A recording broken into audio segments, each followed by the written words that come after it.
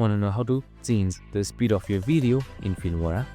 Well, no worries. In this video, I'm going to show you an easy step-by-step guide on how to do it. It's super simple, so let's get straight to it.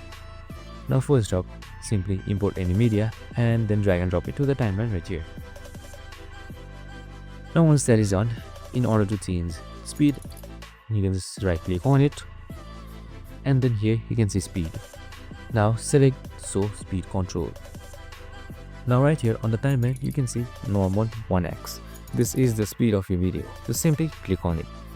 Now right here you can either select slow, fast, or just keep it normal if it's too slow or too fast. Now you can either also select custom speed, where on the right side you will be provided a slider. Just simply slide the slider to the right for more speed and to the left for less.